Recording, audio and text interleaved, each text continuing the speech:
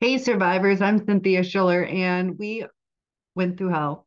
We had a rocky relationship. It was like we were consumed and taken out to sea, and we feel like we were left to drown in a sense where we were so abandoned or reverse discarded. Reverse discard is when the narcissist kind of makes things so miserable that it forces you to leave. And why do they do that?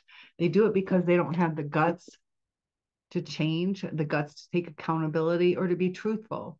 Maybe things didn't work out, but the narcissist makes life more difficult. And that's how little they care about others.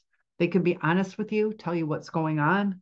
Some relationships aren't meant to work out, and we have to accept that. But the narcissist can keep us thinking that there's hope. So we try even harder. The more we invest, the more disappointed we get. And eventually it implodes the relationship. The more we try, the more they take advantage of us. It's just a cycle of abuse. And it's nothing that you did wrong. It's just the way that their brain works. And it hurts that somebody we counted on can just leave us. Often we feel like, did they ever love us? The narcissist loves in a different way. It does not mean that you are unlovable. It means that the narcissist is incapable of the right kind of love, a healthy kind of love. They look at people as objects. You look at people as imperfect and true, real people. You have empathy towards them. You try to understand them. You try to come to common ground with them. But when you do that with a narcissist, it pushes them away. They feel that they have to look within themselves. They have to change things. They just want to do things their way. A lot of it is the way that they were brought up. A lot of times because of neglect, they're used to doing things their own way. They have to do things their own way in their childhood. And they're searching for this perfect childhood, but they didn't have it and they can't replace that in adulthood. Their brain is stuck in a certain emotional capacity. A lot of them have the emotional capacity of a 2-year-old. They can intellectually give empathy, but they can't be true heart to heart type empathy where they really relate. They just can understand it, but they can't feel it. And when they don't feel it, it's not a true emotion.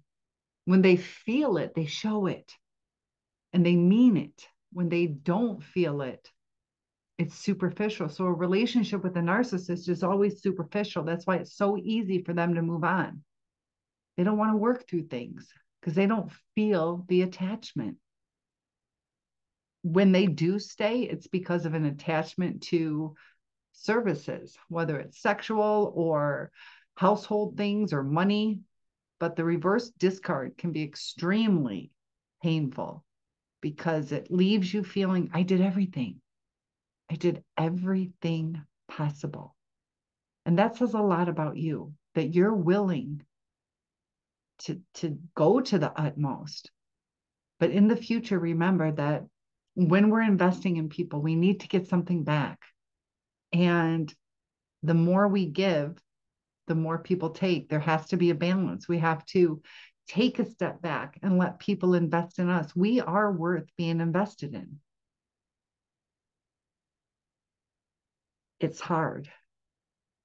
I get it. It's hard and it hurts. And that trauma bond keeps us stuck. We go through rumination where we're constantly thinking about them. We have these intrusive thoughts. Some of us are still so angry. Anger is a part of the um, grief process. So if you're angry, it's okay to be angry. Just watch how you act on that. Use that anger to catapult you into a better future. Don't use it for revenge. Don't use it to get stuck or to be uptight within yourself. It's a normal emotion, but have that help you instead of hinder you as you go through the process of getting your life back. And as you start doing things, you're going to start to feel better. Part of the grief process is depression. We're depressed about it. We lost something that was valuable to us. But we have to remember it's like losing a hologram, nothing to hold on to. And once we realize that, we're going to start taking the right kind of steps. We're going to start treating ourselves better. We're going to get that glow up. It's going to be a natural glow up to where you're going to feel good about yourself. You're going to want to do things. You're going to want to reconnect with people and make new friends. And your circle of friends and people you know is going to expand. And networking is going to be helpful in finding things that are meant for you. So it was rocky. It was rough. It was like a storm that came through and destroyed your life.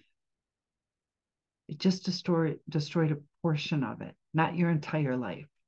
You still have a lot of living left. And I hope to help you make it the best life possible. So if you'd like to work with me, I have live chats. Also comment below. I try to comment back on every comment I get, and you're worth it. I'll see you in the next video.